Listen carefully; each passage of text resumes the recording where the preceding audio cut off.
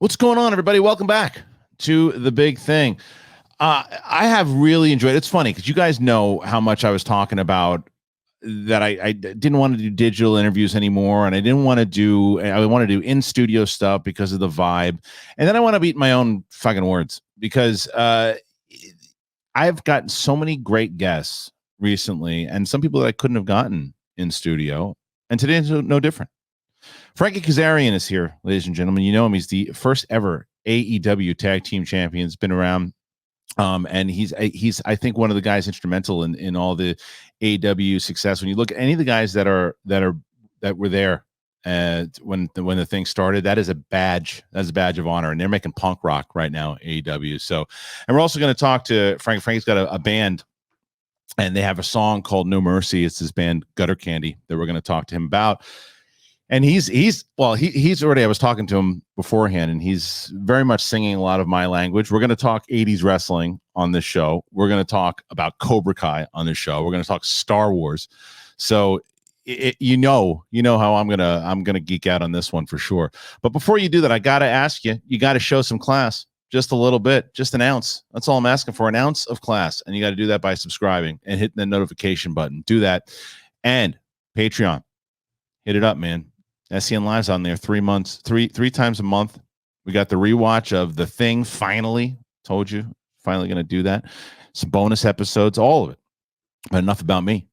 It's the big thing. It's Frankie Kazarian. Let's do it.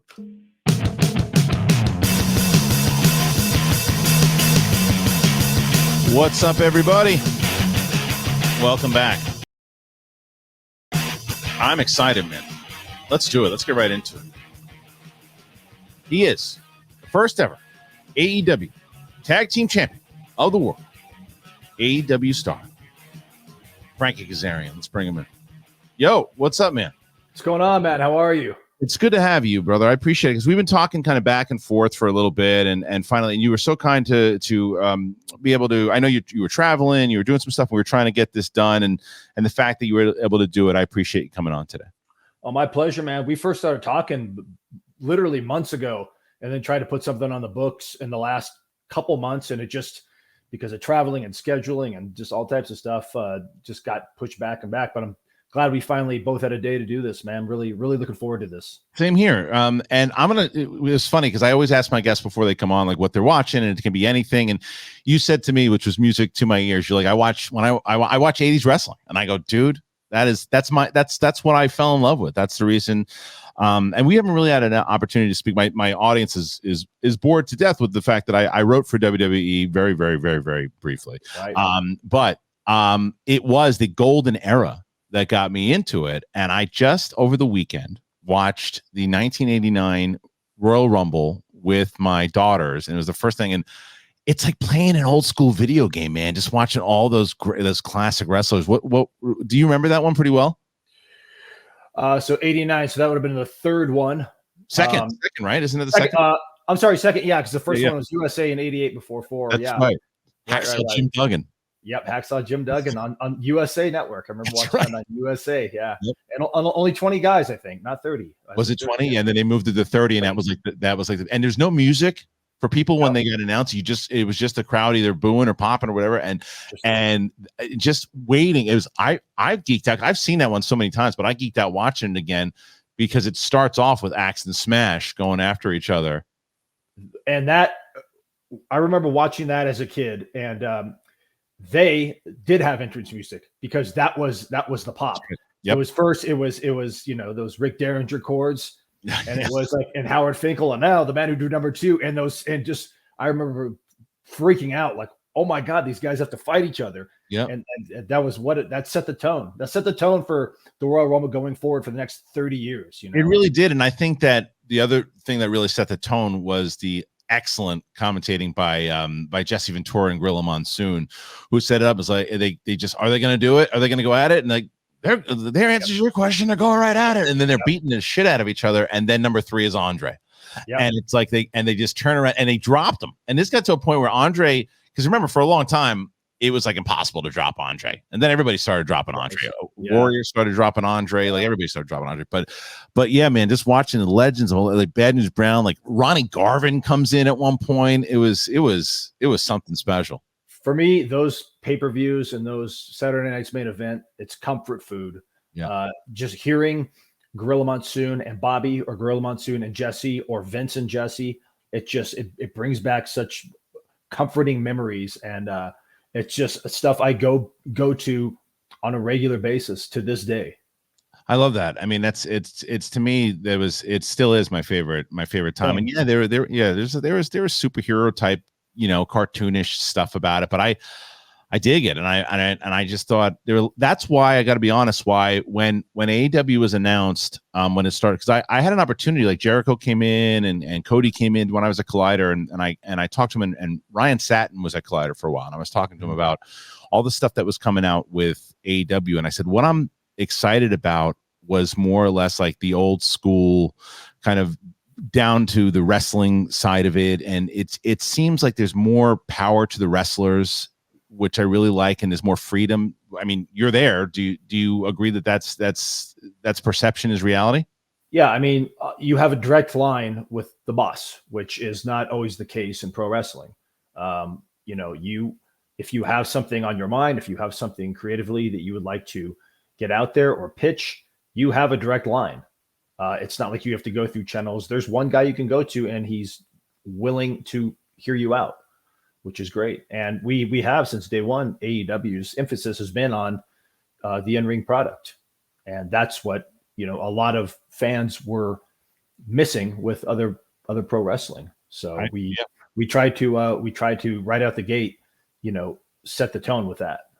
Did you feel like from the second that, because you were there from the start, so like, did you know that, yeah, this is going to be something special, or it was like, hey, I got to take the gig right now because it's what's in front of me, or is a little mixture of both?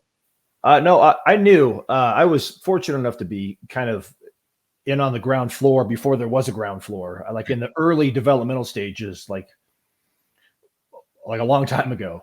And no, I knew this was going to be something special because of the players involved, because of Tony and his knowledge and his passion for the product, because of the potential television partners involved. I was at a point where my contract was coming up, and I could have stayed with Ring of Honor. I could have gone elsewhere. But I chose to put all my eggs in this basket. That's how much I believed in it. And all the other guys that I mentioned, the first 9 guys assigned were, like Cody and Kenny and the Bucks and Jericho and CD and Sky and myself. And with that, just those guys alone, and Tony and everything he had in plan, I was all in, pun intended. Yeah, that's awesome, man. Yeah. So how did you get involved with those guys in the first place before all that too? Is it just from being around it and making relationships? And yeah, I've known the Young Bucks since they were fans. The Young Bucks used to come to independent wrestling shows that I was on early on. And when they first started, became friendly with them because they were SoCal guys, and what they've done speaks for itself. But once they reached, they came to TNA for a bit, and we kind of reconnected there, and they went off in Japan and blew up and became sensations. And we reconnected in Ring of Honor, and in Ring of Honor we became traveling partners and really, really good friends. And same could be said for Cody when he came on, and Kenny and Adam Page. And basically it was through ROH where we all kind of formed this bond, and Jericho too. Like Jericho, once he came on board, he fit right in. Yeah, he really, you could tell. I remember talking to him beforehand, and now I have a pretty good relationship in general now too, and just the passion for, and him, he says what's on his mind, and kind of, and gets out there and promotes. He doesn't bullshit. He talked about AEW and what it could be and the reason why he went there in the first place, and it certainly has translated to that and what you guys are putting out there. So it's really pretty special to be involved in that at the moment, for sure. Yeah, it's cool, man. It's so crazy to look back on how much the landscape has changed in pro wrestling. When you look back even 5 years ago, but like 10 years ago, it's completely different. Like the business has changed and evolved it's such a quick pace. It's almost hard to keep up with, man. It's like streaming almost, right? It's like there's so many streaming because look, and you and I did you follow Pat? I mean, obviously Golden Era is our thing too. And then I fell out of it for a bit. And then when I was in college, I got back in through Attitude Era and all that. And the reason I bring that up is because during that time, the WCW, the Monday Night Wars and everything that was going down, do you get, I mean, obviously competition breeds even better product, right? And that is clear by what's going on today. But do you get nervous at all, or do people get in with both you guys with the AEW getting nervous because you're like, okay, look, we got a momentum right now and we're doing really good, but let's not follow like the sins of the past. Let's because there's a lot of new people coming in. There's a lot of people coming in. There's a lot of contracts that are of wrestlers that are available now, and so.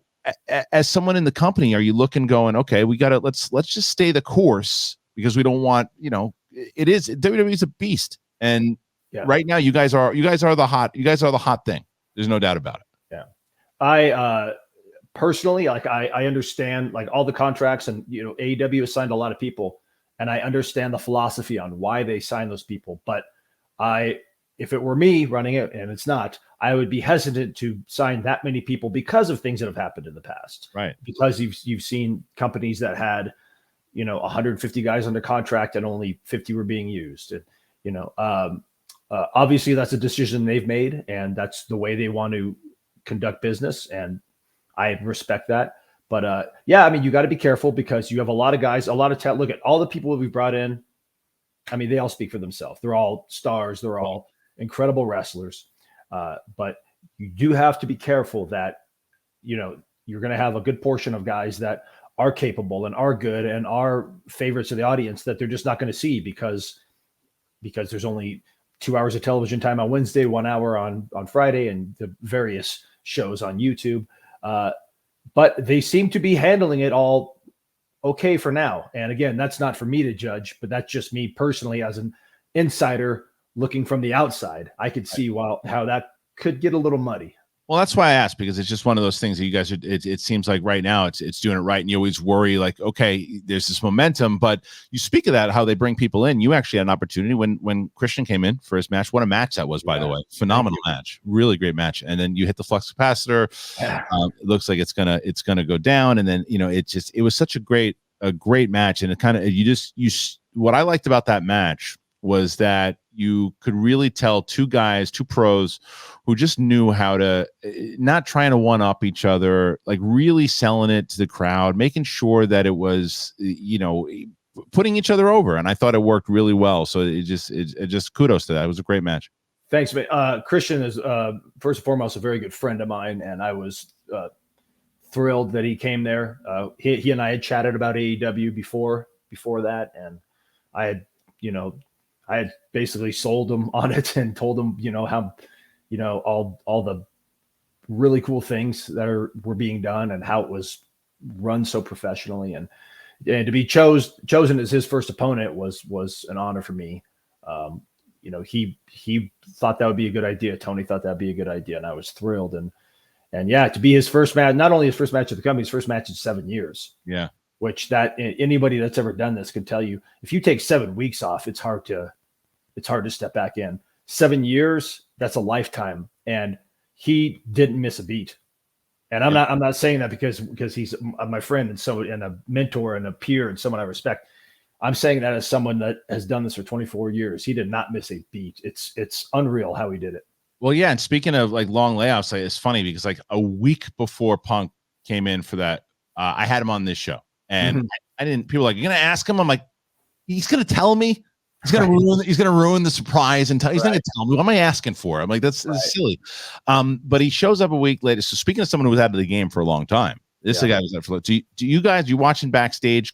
Just kind of because it's a massive moment. It's one of those like everyone's watching that episode. Everybody's has eyes on it. People that hadn't watched wrestling in years are tuning into it, and it was one of the make or break moments for AEW, and it worked out tremendously. But are you guys in the back kind of like biting the nails going, hey, this guy, let's hope he still got it?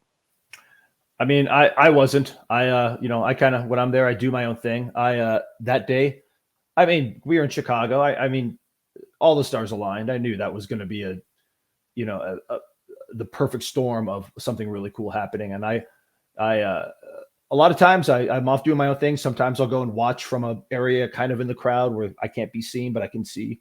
And I watched, and you could, all the cliches, you could feel the buzz and the electricity, and his music hit and the place came unglued. Again, AEW gave the fans what they wanted. And it was a special night and a special reaction for everybody there. I can't imagine how special it was for him after being gone so long, and to come back and to hear that type of ovation. But yeah, there were wrestlers and people like in the back tearing up. It was so that shows you right there that it struck a chord with people, not only the fans, but wrestlers and various personnel backstage. And the other thing that I thought has been tremendous was the fact that, and as an old school fan, like myself, is that Sting, man, the fact that Sting's able to do what he's doing. I mean, he's like 60 years old. It's incredible. And I talked to Bobby Moynihan, and we were talking about how he's on the show Mr. Mayor now with Ted Danson, and I asked him, I said, because he's been around forever doing Saturday Night Live, everything he's doing, but it's still Ted Danson, right? And he's sitting there like working with him. And do you ever kind of, and I asked him, do you say, oh my God, that's Sam Malone from Cheers? So when you're sitting there talking to Sting, are you like, oh my God, it's Sting, I've had a relationship with Sting for a long time because of being in TNA together for a long time. And he's always been a class act. I've had the opportunity to wrestle him several times, and just always been nothing but the coolest guy, the most humble, giving individual. Again, when he's in there with you, no ego. He knows who he is.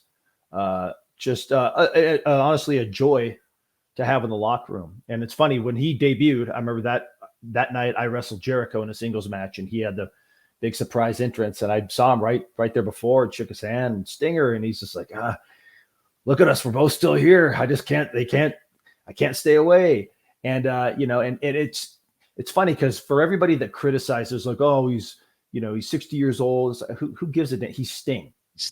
And I equate it to like when you see somebody like a Sam Elliott come on screen and he's in the role of a badass, you believe that Sam Elliott could beat somebody's ass because he's so convincing. Like, so I'm like, you go ahead and throw that age stuff right out the window, because when Sting comes up and he's in that paint and in that gear and in that trench coat, he's still Sting. I don't care what year or what decade it is, to be honest. 100%. He's made that gimmick work for a long time, man, and it's iconic. I mean, it's iconic. And even he's talked about it after the Crow came out and what he was doing, but like at this point, you don't even really equate it with the Crow as much. You just equate it with Sting, and he really has done it. Yeah, really, it's younger fans, when you say the Crow character, they're like, what is that? Because the Crow came out in what, the 90s? Yeah, like 94. So it's like, so like when they say the Crow character is a Crow character, that's just Sting. Like, we all know, like my generation knows it as the Crow character. Yeah. Because Crow was a hit movie and became big after Brandon Lee's passing. But it's just, that's the Sting character. A good portion of guys don't know the Surfer Sting other than archival footage. It's weird to think that. Like, we got to, I love that. Me too. Yeah. Me too. But we got to see that transformation. And for almost a couple generations of people now, all they know is this quote unquote Crow character Sting, which is wild. Yeah, it's wild. I remember my favorite stuff was like him versus like Muta and all that stuff back in the day. Those were the and him joining the Horsemen and Flair and all that. It's great moments. Sting's is an icon, man. But so tell me, Frankie, when you got involved in wrestling, and when was that? Was that early 90s or? So my gateway into professional wrestling. You're talking about when I started in the business or when I started watching? When you started, well, I know you started watching more like the 80s and stuff because Golden, but like when you first started training, was that like mid 90s, late 90s? So I got into the business in March of 1998, 24 years ago. So I moved from here, Yucca Valley, California, to Malden, Massachusetts, to be trained by Killer Kowalski. I started March of 98, which will be 24 years. How do you do that though? Like, how does that even happen? How do you just find, I mean, because you can't find Killer Kowalski. How do you get involved with it? So back then, this is the early days of the internet, but when I was researching, did not have the internet. So there was a couple books you could send away from the aftermags on how to get in the wild world of pro wrestling. And one of them was written by Paul Bear, Percy Pringle. And basically what it was just like what to do to get into wrestling and, where you get boots and how you conduct yourself. And there on the back, there was lists, addresses of wrestling schools, which I was like, what, there's wrestling schools? I was like, okay, I guess there is, because that's where you learn to do it. Yeah. And there was a couple that caught my eye. There was 3 of them. And one was the Hart Brothers Camp in Calgary. Mm-hmm. One was the Power Plant in Atlanta. And one was Killer Kowalski's, because I knew Killer Kowalski had trained Big John Studd and Triple H and Chyna and Perry Saturn and John Cronus. So I actually I also wrote a letter to WWF when I was probably 16, 17, as in care of Tito Santana, because Tito Santana was and is my favorite wrestler, asking if Tito Santana had any aspirations of training people. Needless to say, he never got back to me. But anyways, have you ever met him? Did you ever meet him after that? So I met him. I've met him one time at an independent show, and it was years ago. And it was kind of like in passing, and it was I didn't get the chance to really like say hi. This is who I am, and thank you for. So if I ever get the opportunity again, I will. I kind of regret that. So hopefully I get the chance to say, okay, man, thank you, because like you were my first favorite pro wrestler and still are my favorite. Hopefully I get that opportunity. But anyways, I met Bret Hart, and Bret had actually recommended Kowalski School to me, which I thought was odd, since I was like, why wouldn't he recommend the Hart Camp? And knowing what I know about that now, I do understand why. So yeah, that was Bret's recommendation to me, and that was like the gospel for me. So that's. Can I ask, what do you when you say knowing what you do about it now? I'm sorry.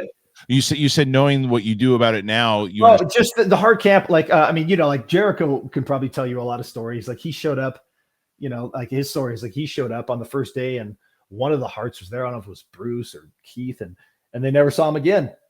And there wasn't a Hart Camp. It wasn't Stu in the dungeon teaching people. It was, I don't want to say it was a scam, because some amazing guys came from there, but it wasn't what it was advertised. Understood. So, it was not, you weren't learning the Hart way. Like there was like a manual that the Harts had given, and that was their curriculum, and that's how they learned. But it wasn't like Kowalski School was Killer Kowalski teaching you what to do. Wow. So that was the difference. And the Hart Camp, a lot, like, again, a lot of really talented people came from there, but it wasn't as advertised. Understood. Okay. So this is something that's very important to me and to all of you.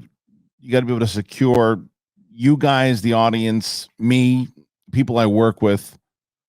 It's very important to do that in order to make sure that you're secured online. What I've been using lately is NordVPN. And so if you don't know what it is, it's a fast and secure service. It significantly boosts your online privacy and your security. NordVPN, it encrypts your traffic on both the web and the mobile, and you're not worrying about unsecure websites or apps. It's very important for me, because especially if I'm kind of going out on doing studio shoots now, or for doing live events, it's refreshing because I don't have to worry about, unsecured public Wi-Fi networks. If I'm emailing somebody, or if I'm managing any documents, or if I'm talking to people on social media, I know that the phone and the laptop, it's secure. And NordVPN makes it very easy. You can switch your virtual location. You just do it with one click, and you can access cool things, especially streaming stuff that's available in different parts of the world. Perfect example is Netflix overseas, or Hulu, or any of those things. It's great, and it's easy. So here's what you do. Go to nordvpn.com/big thing. That is nordvpn.com/big thing. Grab your exclusive NordVPN deal by going to nordvpn.com/big thing. Use that code Big Thing to get a huge discount off your NordVPN plan, plus one additional month for free and a bonus gift. It's completely risk-free with Nord's 30-day money-back guarantee. So the link is in the description. So make sure that you go and you do that. NordVPN. So, and then so when you're training, and so do you know right away, like you always hear, like, do you fall in love immediately, or did you have to like get your ass kicked a bunch of times to kind of want to come back and do it and say, all right, let's keep on this thing? fell in love immediately and got my ass kicked a bunch. So the actual wrestling part of it came natural to me because I mean, I was always an athlete, but pro wrestling was so ingrained in me that they would just show me something and I would know because I watched so much. Like I was obsessed with it. So like the actual physicality of it came natural to me. Taking the bumps, everything, yeah, it hurt like hell, and you have to get used to like even hitting the ropes, like bruises your ribs and stuff. But like, but yeah, that all came natural, like taking the bumps and the moves and the transitions and all that. But back then, late 90s, it was still very protected. And when new guys would come in, you almost had to go through oh, okay, do you really want to do this? And training consisted of getting the shit kicked out of you, man. Like a lot.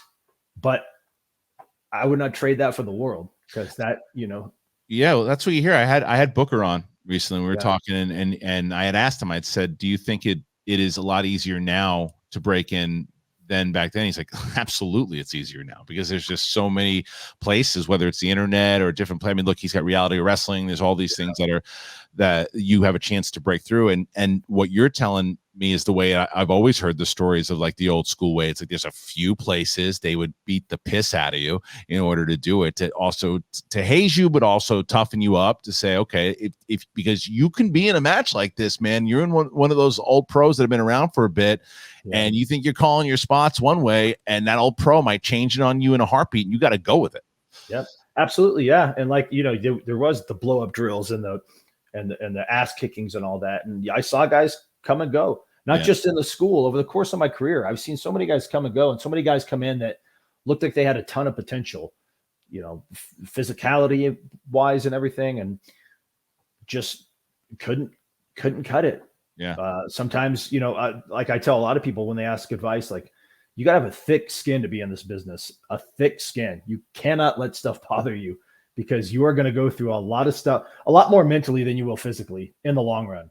Yeah. And, a lot of people just the same way it is in movies and television and theater, you have to be a mentally pretty strong individual to have longevity in the entertainment industry. 100%. I mean, you got to have, it's not just about the tools, right? It's about being savvy. It's about, for longevity, it's about being savvy because you look at, like we just mentioned, like a guy like Sting, like you've got to really know the business inside and out to be able to last that long. And so it makes a lot of sense. And also coming from the old school camp that he comes from, but talking about the old school, so let's and this could actually, it doesn't necessarily have to be an old school answer, but who's your, and same questions that I asked Booker T, and you mentioned Tito, other than Tito, favorite wrestler all time, other than Tito?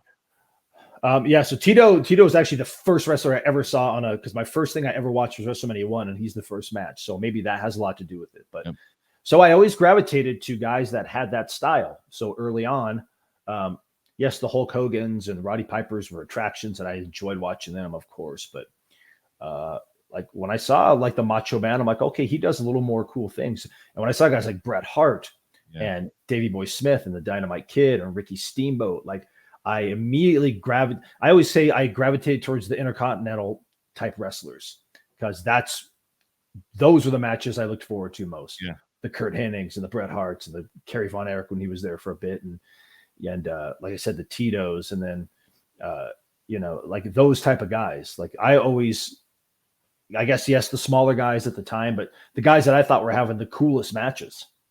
It's a crime that Mr. Perfect never got the main title. It was a crime. I couldn't agree more. Him and Rick Rude, another guy that both, if they were around in today's wrestling environment, they would stand head and shoulders above pretty much everyone out there based on look, ability, speaking skills. Like it just, you're right. A crime. It's a crime. It's a crime. And as I was watching that 89 Rumble, it was actually pretty magical to watch because there's a very young Shawn Michaels that pops in there, and like him and Kurt Hennig are going at it. And you're just like, people, like when you're watching in 89, you don't realize what you're watching. You don't realize it. And you watch it now and you're just like, they don't make them like that anymore. Like No. Kurt Hennig, that guy should have had a title run for a very long time. Right. And getting back to what you said earlier about how back then it was, a lot more theatrical and cartoonish, but oddly enough, people bought into it a lot more back then. I know we're 30 years, 35 years later, and, kind of the wool's been pulled and everybody knows what it is. But even with all those cartoonish figures and the theatrics and the glamour of it, like people bought in to everything they were giving them. 100%. I remember, and I'm sure you do as well, like when Hogan and Savage went at it at WrestleMania 5, like that was before, as you mentioned, before the curtain was pulled, but it was also before the big steroid case and all that stuff too, and people still, it was before the sports entertainment moniker was even put out there. So it was that Hogan versus Savage WrestleMania 5, that I remember the hype on that being just as big as like a Tyson fight coming out. Sure. Yeah. Exactly. When the Warrior fought Hogan at 6 in Toronto, like same time, I remember being in high school, it felt the same way when when it was Sugar Ray Leonard and Hearns going at it or something. It was massive. It was massive. So you're right. Everybody bought into it because nobody knew what was going to happen. It's like people would say, oh, it's everyone knows the outcome. It's scripted. It's this, it's that. And you're like, I don't know, man. You can't really tell it. You're right, though. People bought into it way more than now because because the secret kayfabe was held a lot more, I think. Still, and they were box office attractions, and I think a lot of that has to do with the fact that there was back then only 3 or 4 pay-per-views a year. I mean, that made them very special events. Like that obviously changed because the business model and the way we consume entertainment has changed. But boy, those first few years when there was just those 4 big pay-per-views, all of them, and especially like a WrestleMania, all of them were mainstream attractions. Let's see if we're on the same page. So Booker and I are on the same page. Let's see if you're on the same page. Greatest WrestleMania match of all time. This is funny. This is asked so much and talked about so much just amongst my buddies and guys in the back and guys in the locker room. And I remember having this discussion with, I think it was Al Snow, and he was asking what the best match of WrestleMania 3 was. And all of us are Savage Steamboat. It's maybe the best WrestleMania match of all time. And he goes, well, I disagree. He says the best match was Hogan and Andre, because Hogan and Andre is what brought all those people to that place so those guys could have a good match. And I'm like, okay, that's one way to look at it. But yeah, asking from an in-ring, for me, I don't know if I could pinpoint it on one, but a couple I'll give you. Savage Steamboat is kind of a canned answer from people of mine, but that's still one of my favorites. You can't discount Hogan and Rock because that match personifies what pro wrestling is. I think better than any other match, because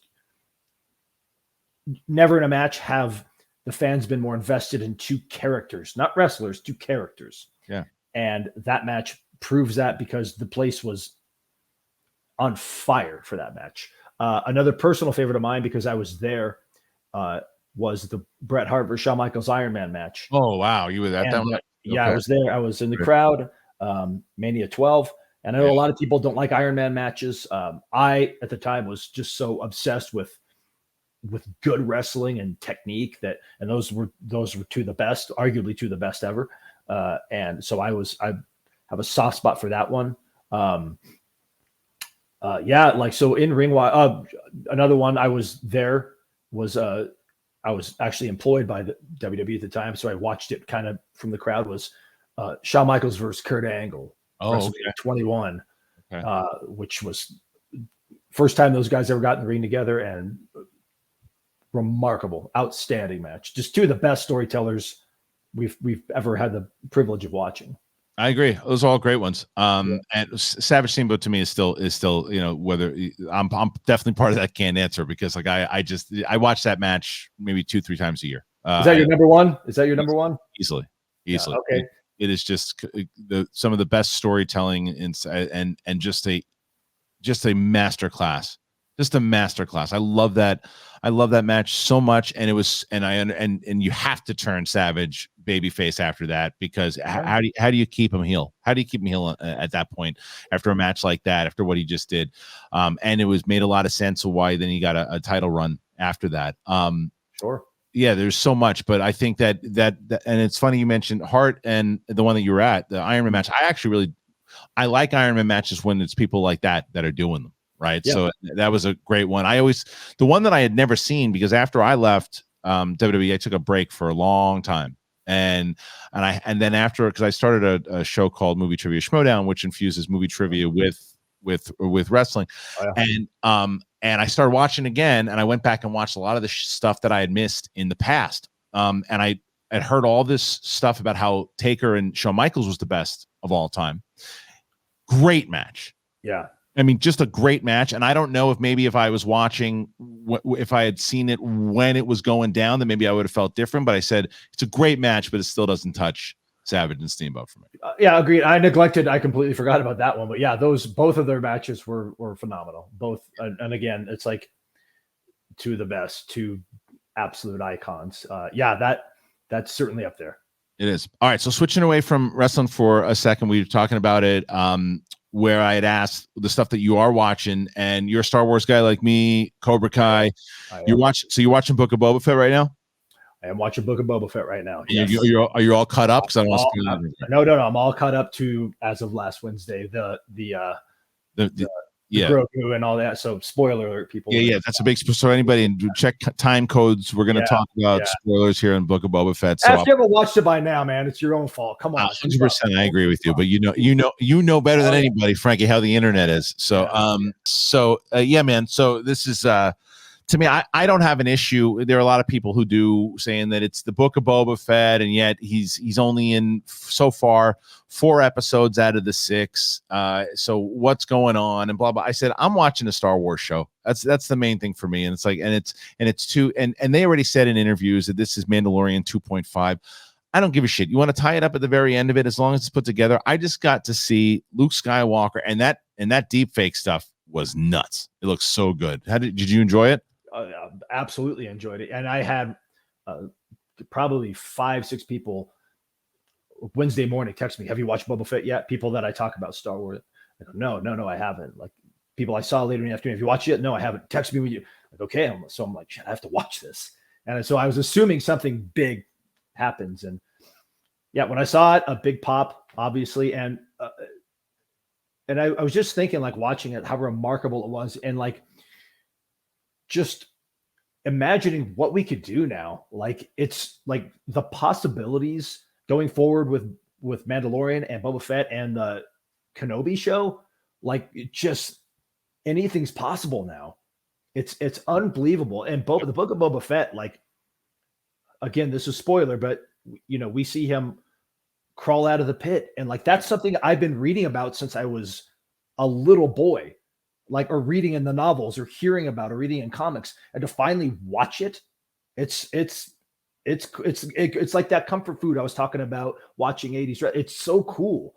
It's how do you not geek out? I mean, how do you not geek out watching it? There's, of course, and it's also why, again, blue in the face to the people who've been listening to the show, that I've said, like, I prefer Star Wars television over Star Wars movies all day long, because I just think that there's the what you just said. Alicia. Uh-oh. He was tired of hearing of it too. So I'll wait and see if he comes back. But while I wait, yeah. So sorry, man. You back? I'm sorry, man. You back? Out for a second. Yeah, sorry, bud. So where'd you go? Hold on, sis. You don't have a photo on it. Let's see where to go. Here we go. I can hear you, but you're in audio only right now. Okay, let me. Yeah. If you sign out and then come back in, you should be good. Okay. Give me 1 second. Sorry, man. Okay, you're all right. You're all right. There we go. Sweet. All right, cool. Here we go. All good. So yeah, when it comes to for me, it's Star Wars television. I'll take it over movies all day long. And I know to some people that's blasphemous, because it's Star Wars. It's what started the movie craze in general, and the big blockbuster too. And if you could, and I'm, look, if a Star Wars movie comes out, I'm going to be there opening night to watch the damn thing. But I'm just saying, week to week, I can watch the stories build and spend more time with the characters inside the galaxy. What you just mentioned before, Frankie, with the fact you see him come out of the Sarlacc pit, and that's week 1. You don't like that? Then you get next week, 1 week later, you get another big episode, and then it's an episode you don't like. Well, a week later, you get Luke sitting on a hill with Grogu. So I mean, yeah, I agree with you, and this is a controversial take, but I've said to my circle of buddies that are Star Wars guys, and the Boba Fett and the Mandalorian stuff has been, in my opinion, the best Star Wars stuff since the original trilogy. I am of the opinion that Favreau and Filoni, if those guys in an alternate universe would have had their hands on the sequels, I think they would have been much more defined, much more story driven, and ultimately better. That's how much of a fan I am of the new stuff that they're doing. I don't think that's a controversial opinion. I think that's starting to become the majority, to be honest with you. Yeah. The big word is what you just said before with what you guys are doing in AEW. Plan. It's all about a plan. If you have a plan and the passion and everything too, that's what works. There was no plan with the sequel movies. And, and I know some people who love the movies, and that's awesome. And that's great. And there's some great moments throughout it, but you cannot argue whether you love it or don't like it. There was no plan. There's clearly a shared universe plan in TV. That last episode was, I agree with you, since Jedi, one of the best things of Star Wars we've seen in a very long time. Because it honored what happened in the past. It foreshadows what's going to happen in the future. It honored canon. I mean, it checks all the boxes. Yeah. It just like these shows, they've been remarkable. I'm so happy that I live in a time where I can see these stories told and not just read about them, but actually see the visualization of them. Yeah. Did you see the announcement? It was a kind of a leak by accident by one of the Disney Plus executives last week that it looks like Kenobi's coming out in May. I did see a quick little blurb for that. So I'm on board. I'll be there. I'll be like, dude, like with everything, I can critique and talk about Star Wars, but whatever movie, whatever show, I'm going to be there day one. 100%. I'm going to be there. I'm going to watch it, and I'm probably going to enjoy it. May I criticize it or give my thoughts on it later? Yes, but I'm going to enjoy it because I'm a Star Wars guy, and I'm grateful that George Lucas created all this stuff at the beginning. Yeah. So do you read all the comics and the novels and stuff too? So not all. I like when I was younger, I read a bunch of the books. I read the solo books. The latest resurgence of the comics I got into a little bit, but I'm so bad about staying consistent with reading because of just time and stuff. Yeah. But I've tried to keep up as best I can. I've watched I watched all of Rebels. I thought that was really well done. I haven't watched The Bad Batch yet. I got to get on that. But like all the live action stuff, I'm there usually on Wednesday afternoon watching. Well, Rebels is definitely one that is a good one to be caught up on, because if you look at look at everything that just went down with that scene with Ahsoka and Luke, right? Like, that's going to play in. People are thinking that maybe it's going to be like a retelling of those Timothy Zahn novels when we were kids, like after Return of the Jedi. That was the only kind of Star Wars that we had, were those novels. Yeah, right. People think there's going to be kind of a retelling now where Thrawn's going to ultimately be like the Thanos of this. Big heel. Yeah, like the major heel. So he's going to be the one with through Ahsoka's series, and then maybe Luke gets involved inside of it, and the way that they kind of are placing everyone through this thing. So yeah, the connectivity of it is what's getting me for sure. And I just on this channel, I just posted an interview I did with Filoni in like 2017 or something, and he talked about that. He talked about the connectivity and how important it is to not treat it like inside baseball stuff, and not because that's the problem I think with a lot of executives sometimes, that they go, oh well, the mainstream fans are not gonna, it's going to be over their heads and they're not going to care. They're going to care if you make them care, right? It is. And I think what those guys have created in the Mandalorian and the Boba Fett, it has something that the sequels were lacking, and that's soul. Yeah, I'd even go so far as to say that the prequels, as criticized as they are, I think they at least have a soul to them that I don't necessarily think was in the sequels. There's a lot of aspects of the sequels I liked, but it just, the soul of Star Wars is so in these Disney Plus shows that it's got me more excited than I'm as excited now going forward as I was when I heard the announcement of prequels coming out in 97 or whenever I heard that news. they were able to get the excitement back for sure, because after Last Jedi came out, it was definitely a big divide with the Star Wars community, and for the first time in a long time, it feels like the majority of people are starting to get really excited about it again. And that went away for a little bit, and I'm glad it's back. But the other thing, speaking of Star Wars and the stuff that I think has Star Wars, I think has wrestling all infused, and that's Cobra Kai. So good. It's so good, and like I said, I know that we talked about it kind of coming into it, that you have a band. Tell me about Gutter Candy real quick. So Gutter Candy's my band. It's something else I do. It's something else I like to do creatively. We're a kind of an 80s and 90s hard rock radio tribute band, but we also have a lot of originals, just very much influenced by Guns N' Roses, Motley Crue, Ramones, stuff like that. I'm a metalhead at heart, but this band, just we're a fun act. We're like kind of in the vein of a Steel Panther. We have a pretty unique stage show, a lot of comedy thrown in there. But at the end of the day, we're a really kick-ass, fun band to watch live. All right, so the name of the song, obviously, if you're a Karate Kid fan, is No Mercy. And before we get into all of it, we're going to play you this song here. Frankie was so kind as to let us play the song. Here it is. Here is No Mercy by Gutter Candy.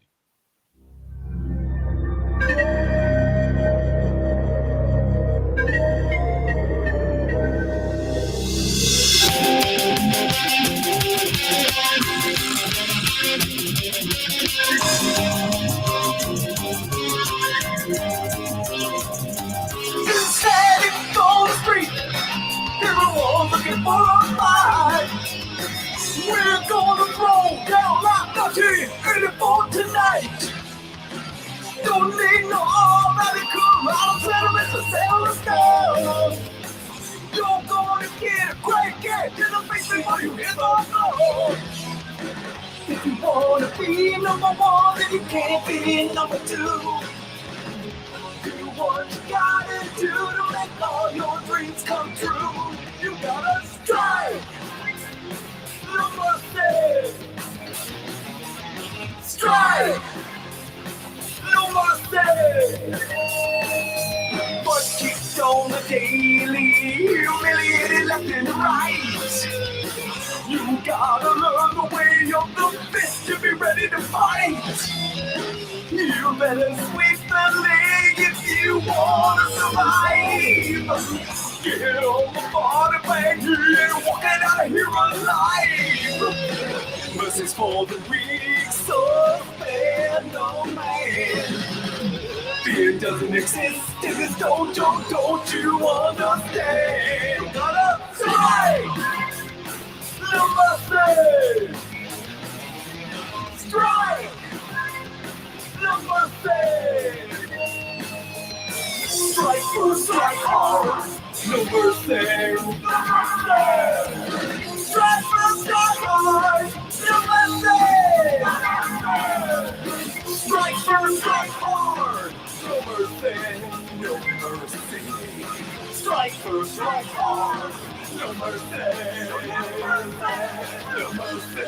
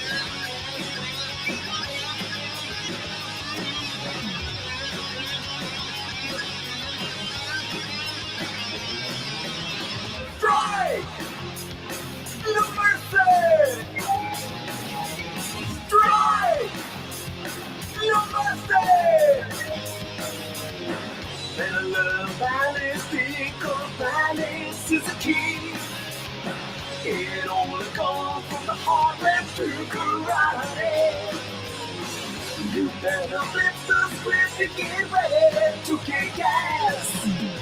Shake your loser skin for the true power and light. You wanna strike?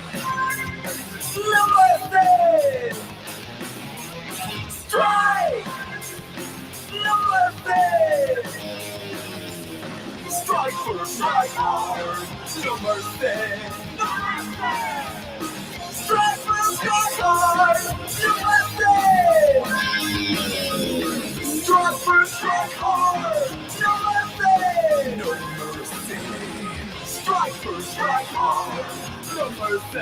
No mercy. No mercy. No mercy.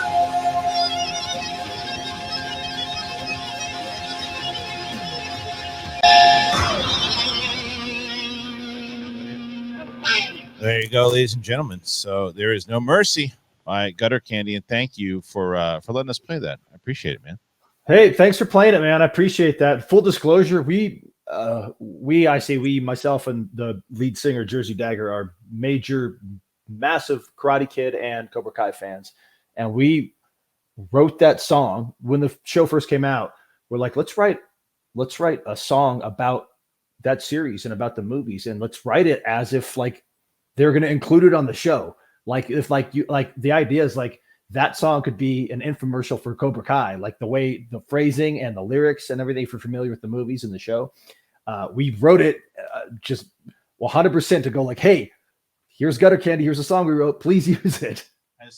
Has John Hurwitz or any of the guys, the creators, have they heard it? So I chat. I'm friendly with John on Twitter, and we have chatted back and forth. And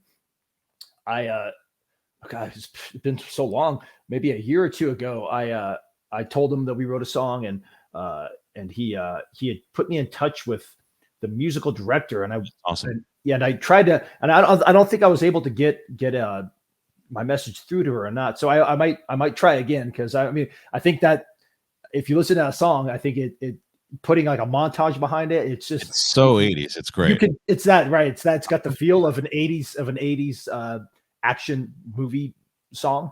And it's just like I could visualize scenes from the seasons of Cobra Kai and the movie in without music playing in the background.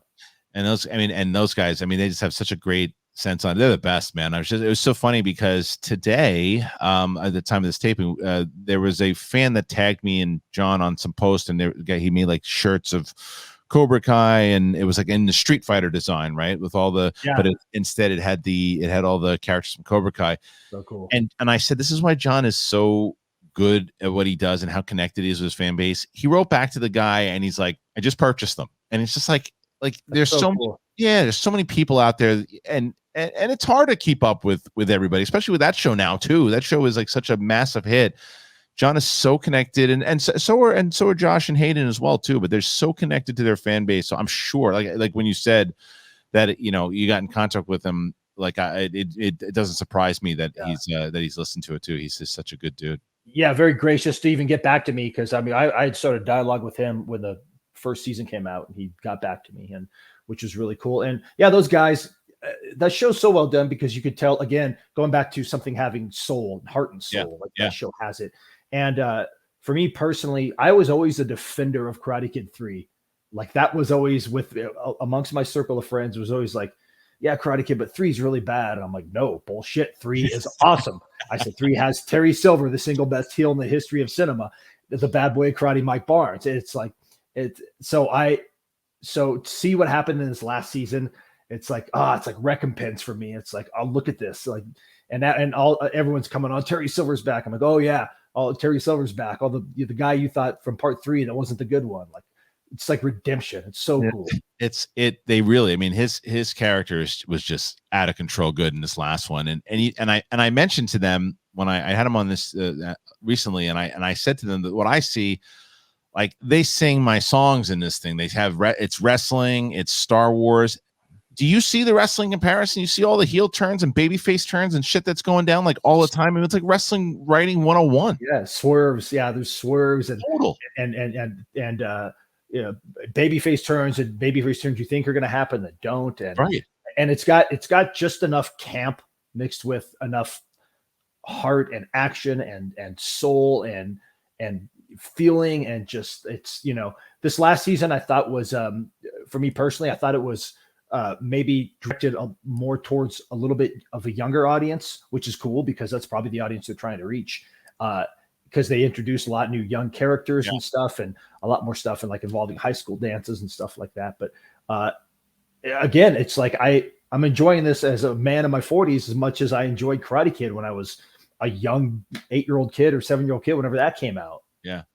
Yeah, absolutely, man. I mean, that's what they do so well in the show, is that what they did, the smart formula, the first thing that they did was being able to do exactly what you just said.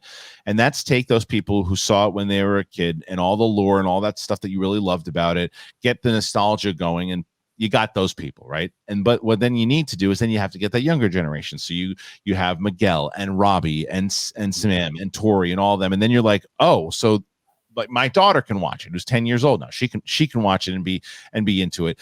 And there's that perfect blend. And because of these things that they're able to do, like you can have a really goofy scene in there that's just bizarre and you're laughing about it and how over the top and cartoony it might be. And then the next scene, you get something like Miguel coming in and and telling Johnny that he loves him, and I love you too, and then he calls him Robbie, and it just breaks your heart. Like there's so many moments. What they found inside of this, it's not conventional television. It really isn't, and it's why it's one of my favorite shows on television right now. Yeah, I could agree more. And those guys, and this is a credit to the writing, they've created a show that you don't. Yeah, it was sold as being a part of the Karate Kid universe, but I'm sure a lot of kids that are watching this have never seen any of the original films, but they're still enjoying and loving it because it's that good, because they're invested in Miguel and they're invested in Robbie and they're invested in the characters. Again, it all goes back to story and characters, like everything else, pro wrestling, Star Wars movies, karate, it all goes back to story and characters. And these guys have created very cool new characters, mixed them with some iconic archive characters, and created good story. It's real simple, but it's not, if that makes sense. But these guys, like you said, they have the formula down. It's total sense. The thing that you have to, and this goes back to the Star Wars conversation as well with Filoni and Favreau. If you care about it, you have the passion for it, the audience will see that and they'll feel that. If it's just a job and there's no plan to it, you'll get sloppiness, and you'll get the fans who right away, like this. That's what these guys have done. They said it. This is their Star Wars. They've said it many times over. I saw that these guys were on your show a while back. I watched that episode. It was great. And I think they said that they already have the next season filmed. Yes, they have number 5. Well, the one they just wrapped it. I mean, because remember when they did the last one, it was during the lockdown and everything too. So it was just, the things were just all over the place, and they were able to pull off a really good season. I can only imagine what's going to happen with this one. Barnes is coming back. That was my question to you. I was like, okay, do you think we see Mike Barnes? And I think yes. Also, going even further than that, because you go back and you look at the original movies, and it's like, is Hilary Swank a possibility? So I think I would love to see it. I think that's less likely to happen in this season. I think they definitely had conversations with her. If it is, it's like very similar to what they did with Elizabeth Shue and like a tag or they cheat her at the end of this season. But if Mike Barnes does, I'm gonna probably eat my words. If Mike Barnes doesn't show up in this season, I will jump off the top rope and land on my face with no one in the ring. I do that. I do that even if I do that for reputation. You get paid for it. Right. Yeah, I do. I do now.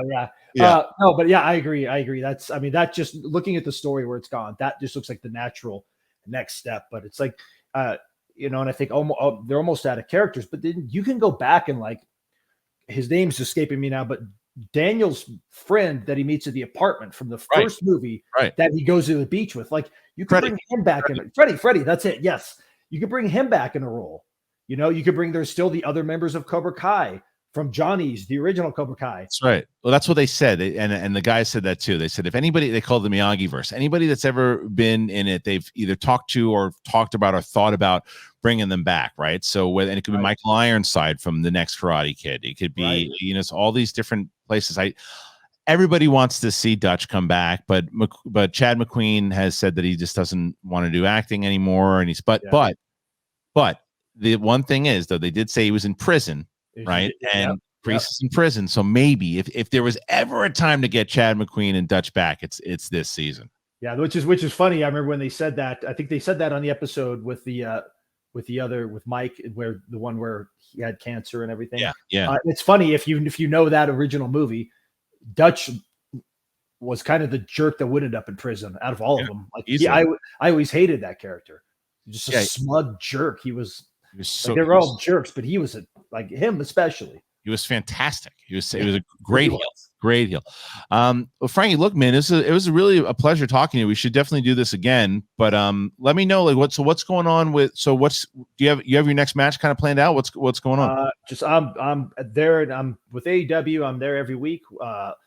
Oftentimes you'll see me on the Dark Elevation or any of the shows. I'm there, part of the team, and couldn't be happier to be there. So just if you're a fan of wrestling, watch AEW Rampage on Fridays, watch AEW Dynamite on Wednesdays. Awesome. Thank you so much for joining us. And also, guys, make sure, please, and go check it out, because you can get the Gutter Candy song, No Mercy. I listen to it on Spotify, but you can get it, I'm sure, on Apple and everything else too, Frankie. All streaming outlets. Yes, sir. All right. And make sure you follow Frankie at Frankie Kazarian on Twitter. And I will put all the links in, and also put the link for No Mercy in the description. But dude, once again, thank you so much. And hopefully one of these days when you're in town, we'll try to get you in an episode of Schmoedown. That'd be amazing. I would love to, man. Say the word. Yeah, this has been a lot of fun. It reminds me of our old mutual friend, Ken Napzok. Yeah. He used to have his podcast, and I used to do that a lot of times. So it's cool. It's cool, man. Anytime I can come on and just chat about stuff like this, 80s wrestling and Star Wars and Karate Kid, it's just a conversation. It's cool. And I really enjoy these type of interviews. So thanks for having me, man. Yeah, of course, brother. Anytime, you hit me up and we'll do it again. But guys, please check him out, Frankie Kazarian, AEW, and we will catch you next time. But before you do it, guys, show a little bit of class. Will you? Just a little bit. Announce. That's all I'm asking for. Subscribe, notifications, all of that. There's Patreon. And don't forget about podcasts, Apple Podcasts, Spotify, anywhere podcasts are found. Make sure that you do that. All right. Hit the comments. See you next time. Peace.